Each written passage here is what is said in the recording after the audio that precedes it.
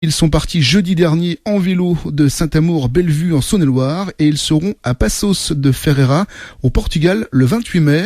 Jean-Bernard Ribeiro et sa femme Laurence Guillot sont partis pour 1800 km pour sensibiliser à la maladie des os de verre, appelée aussi ostogénèse imparfaite.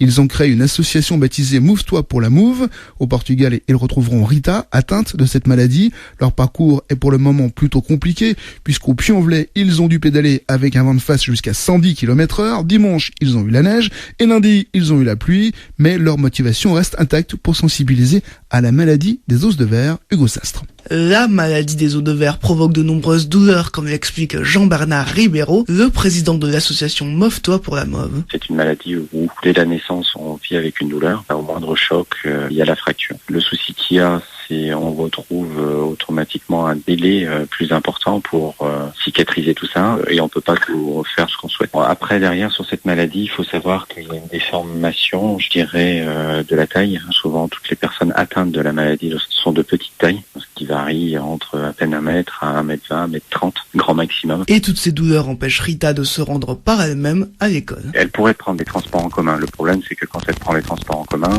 moindre bousculade dans un autobus, c'est égal à la double fracture tibia-péronne. Donc, ce qui se passe, c'est qu'aujourd'hui, c'est les pompiers du village qui se déplacent tous les matins, viennent la chercher, l'emmènent au lycée, viennent la chercher le soir, quand les parents, bien sûr, ne peuvent pas le faire. Son père est en déplacement, donc travaille toute la semaine en déplacement. Donc lui, il ne peut pas être toujours là et être présent pour faire ses va-et-vient. Rita a 17 ans, les choses vont se compliquer lorsqu'elle voudra se rendre à l'université. Et c'est une enfant qui est bourrée de rêves, qui aimerait être biologiste. Et le souci, c'est qu'aujourd'hui, être biologiste, c'est bien, mais la tête fonctionne bien dans cette maladie. Il n'y a pas de souci à ce niveau-là. Le problème qu'il y a, c'est que les universités sont à 100 ou 150 km et là, les pompiers ne peuvent plus faire les déplacements. Pour apporter votre soutien à cette maladie, vous pouvez vous rendre sur le site de l'association Mouve-toi pour la Mauve.